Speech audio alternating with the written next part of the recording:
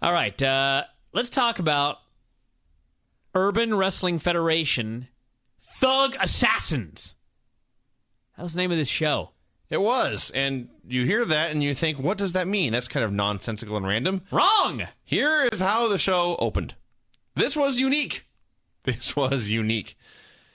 showed clips from the last show of Rashi Brown winning the UWF Street King Championship. Yes. They showed security camera footage of Brown giving the title belt to someone. The graphic said this was several hours after the show. Then they showed Rashi Brown walking up a stairway and walking down a hallway.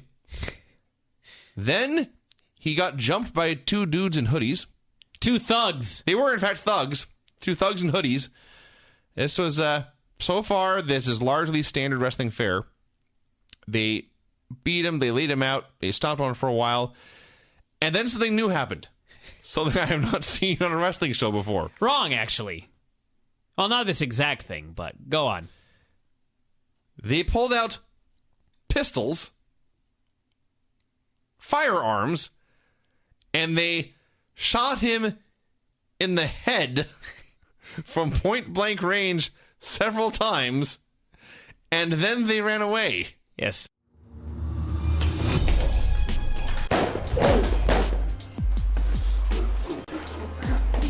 Rashi Brown was just shot, apparently to death, here on this pay-per-view. Apparently? They put a gun by his temple and shot 5 times. The dude's dead. Yes. They killed Rashi Brown. They murdered him. That is the end of him in the UWF. They put him down. See, what you don't understand, Vinny, because you don't pay attention to these shows, is Rashi Brown is hardly the first man to be assassinated. Several characters have been killed off. Don't you remember on that one show when, like, Low Life Louie put the bag over that fella's head and killed him? It's like at the end of the show. I remember the bag over the head. I don't realize that man was deceased. He's dead. You can't mess around in the UWF, Vinny. I was not aware these men were dying left and right. They'll take you out. So yes, Rashi Brown is dead. What does that mean for the title? Well, yes, that's the important question We soon found out. So, after recapping, nay, displaying a murder, the end of a man's life... Well, presumably. You just said. Well, you weren't sure. After this, they just went to the ring for a promo. Yeah. Bunch of guys came out like nothing out of the ordinary was happening. Well, because the murder happened at the end of the last pay-per-view, basically. So they've had 2 months to mourn. But, okay. No one cared that Rashi Brown was dead. This wasn't No one cared. Well, the key was the crew that came out was glad the fellow was dead, because then they took control of the title. They had the belt. Yep. They came out. Guess what they were after? That money. Yep. That money. Well, and bitches. Most of them, I had no idea what they said. There was a big dude named Slim, SLYMM, which I think would be slime. Anyway, he declared himself the new champion. Yep. Beast Ortiz, which I love as a name, by the way. Yes. Beast Ortiz was watching from the rafters. Somebody in here was named T. Mizzle. Everyone was talking shit to each other we couldn't hear. There was a security guard there with a sweet-ass mullet. One of the fellas from Atlas Security back in the 90s, ECW. Yeah. And this security guard proceeded to not do his job as Slim grabbed a fan, dragged him out of the crowd into the ring, and laid him out with a spinning slam. At this point, Uncle Murder's crew came out. Slick Wagner Brown said he wanted the title, that money, and bitches. There's consistency here in the UWF. Don't we all? Somehow, in the rafters, Beast Ortiz got his hands on the mic. Even with a microphone, I still couldn't hear anything he said. He declared he was going to whip Slick Wagner Brown's ass. They fought for 15 seconds, and then at least 4 men hit the ring, quite possibly more. Well, they were so big. There are 2 of them. There was only 1 man. It may have been 1 man. It seemed like 4. 2 of these men were apparently a tag team known as the Fat Pack. This, I swear to God, is my new favorite tag team. You know how much money it's really I would just pay? The one guy. You know how much money? Well, that's true. Big Baby Daddy, who is so fat. How fat was he, Vince? Minimum 450. This man is like unbelievably, gigantically fat. But he hits the ring, he beats on dudes, and then he goes outside. If you've ever watched any of my matches, I have a move that I do that Eddie Guerrero stole from me. It's where you stand on the outside and you grab the ropes from the apron, and you do you take the ropes and I don't even know what it's called. You do a slingshot. A slingshot senton. Do a somersault onto the man. And he called it a helo. Yeah, slingshot senton is essentially what it is. The loser term, yes.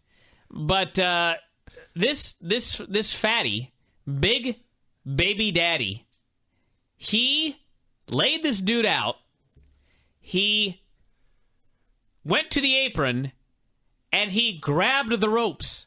And I thought, no. No! In fact, Big Baby Daddy did what I believe, I'm not sure, a slingshot senton onto his opponent.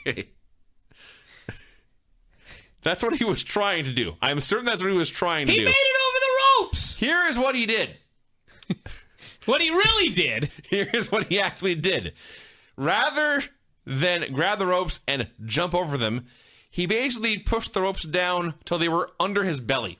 Yes. Then he leaned forward, and he kind of teeter-tottered on top of them for a while, and he leaned a little more forward, and a little more forward, inch by inch, until finally his center of gravity was no longer over his base of support, and he immediately came crashing down to Earth like a comet.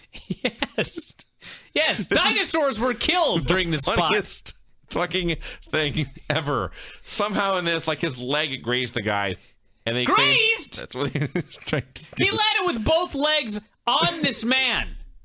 And by the way, when Vinny tells you what happened, he's making it far more dramatic than it was. Because the actual splot actually is a this was a operative splot. term. This was a splot. This was a splot. The splot took a split second. He pushed down, he leaned forward, and bam! Oh, God. This man got hit so hard that his legs went one direction and his torso went the other.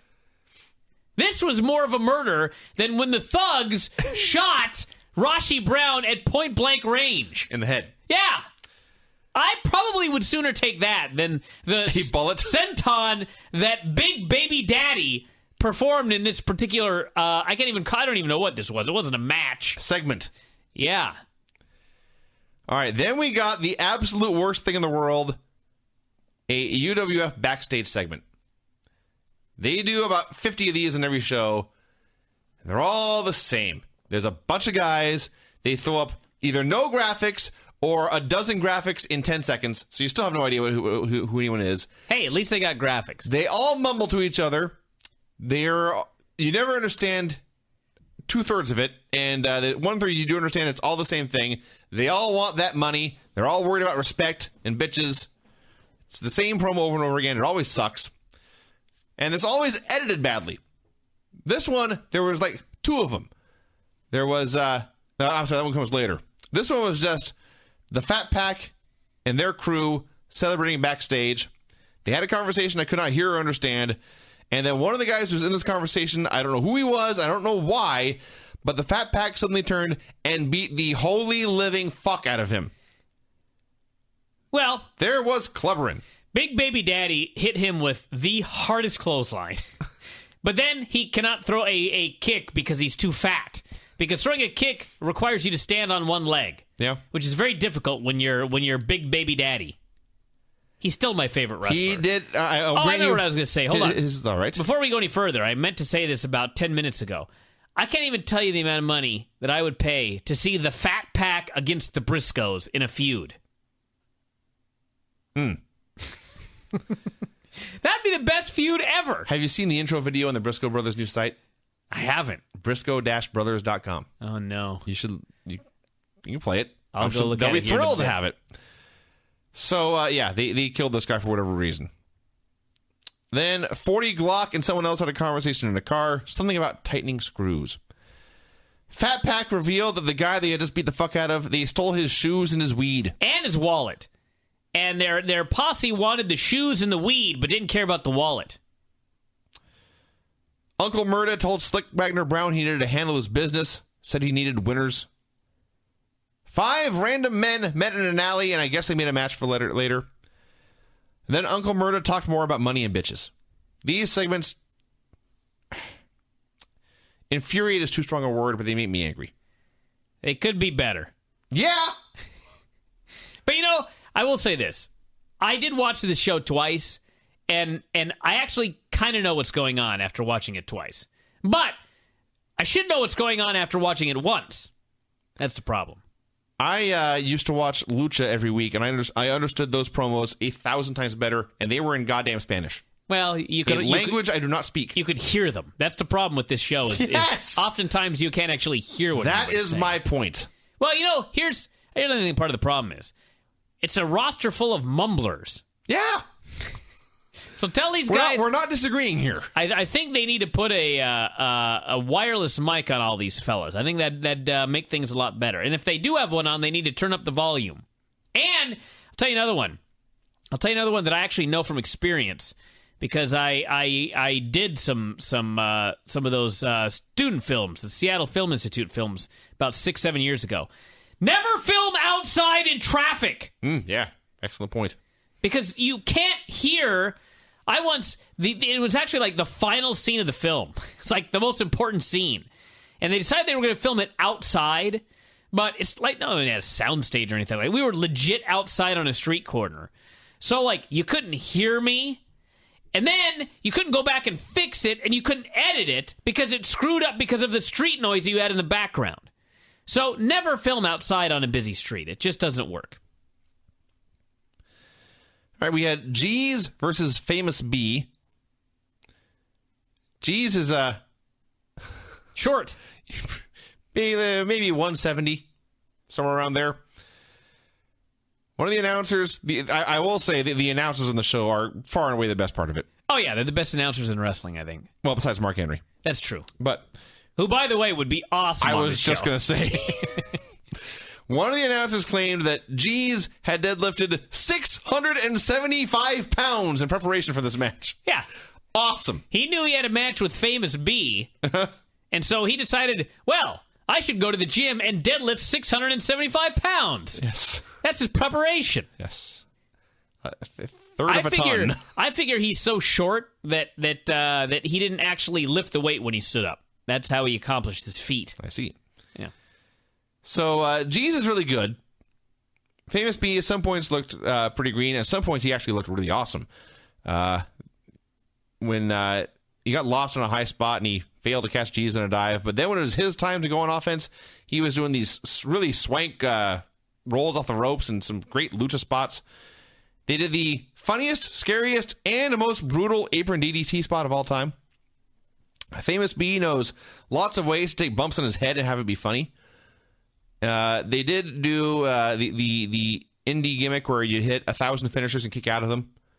And then finally, G's won with a foot stomp to Famous B while Famous B was standing up and bent over, like when Cena does his leg drop.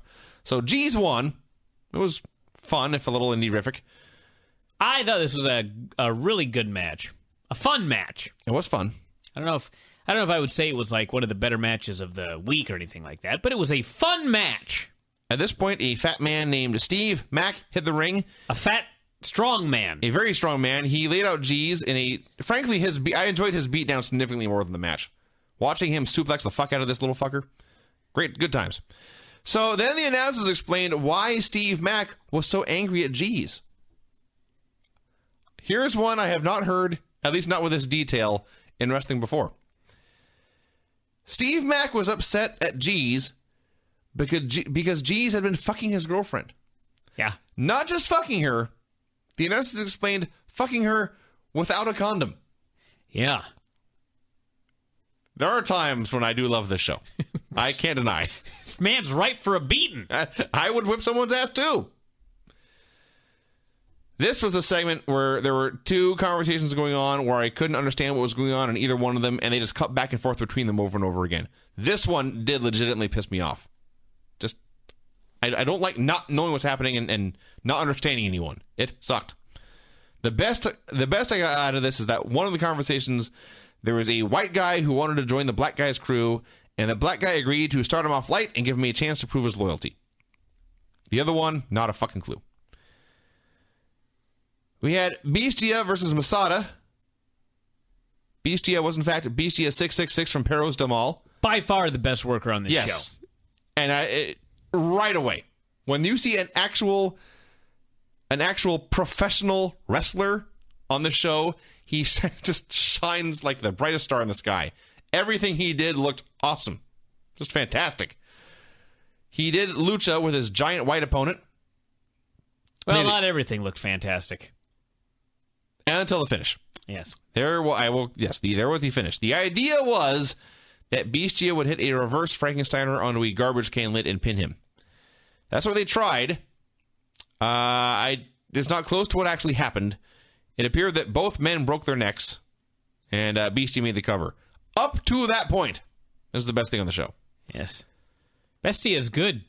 Bestia is really fucking good. Yeah, he should be he should be where Camacho is right now, at least. Bestia and Camacho, I say this after watching the man wrestle one time, but Bestia and Hunico would be a fucking awesome tag team. They would be outstanding. Oh my god, that would rule. Two guys said that somebody from Atlanta had shorted them money. Then Ruckus and Grim Reaper were counting money in a car. And then these two parties met in the street for a conversation we could not hear because, as you noted, it was in the goddamn street. These meetings in the street were setting up matches that we were seeing throughout the evening. All right. If you say so. Slick Wagner Brown versus Ruckus in the main event. Uncle Murder's crew came out, and I don't know who their honey was, but my God, her ass. She was something else. Even the announcers were like, I will give you $100 to get a close-up of her ass. And then the guy did, so that guy's at $100. I hope he got his money. So they were brawling on the floor. Ruckus laid him out and put a chair on him and hit a cartwheel splash. And the announcers said this is going to cost the man his sex life. Their exact words were, no boners! That's what they said. Yeah, okay, I like the show. I have a very love-hate relationship with the Urban Wrestling Federation. I do too. No boners. So Ruckus just kept doing cartwheels and flippy-doos, and then on like the 14th one, he did a cartwheel and landed on his feet, and Slick Wagner Brown just clotheslined his head off. Yes. Great spot. Yes. Beautiful spot. So they kept doing stuff. This is also one of those companies where everyone has to kick out of everything on Earth. Ruckus hit a moonsault leg drop. Slick Wagner Brown kicked out. The announcer said he would have to, quote, kill this cocksucker to keep him down. Lowlife Louie and Murder One appeared. They were brawling in the ring. Brown won with something that was like a spine buster. Lowlife Louie and Murder One brawled out the street, or out into the street, down the street, and then into an alley. Suddenly, we don't know where this came from, but there was music playing. Like 1983 synthesizer music. And as they're having this fight in an alley, the show ended. I don't know if it's my pay-per-view provider, but when you say the show ended, what happened was... the screen went dark. No. Oh. That's not what happened. They're brawling, and it was on pause. And then there was them thanking a tattoo parlor, and then it just stayed on pause. Presumably forever, because I stopped watching after about 30 seconds. This is how the show ended. The Urban Wrestling Federation. Everybody, it is not for everybody.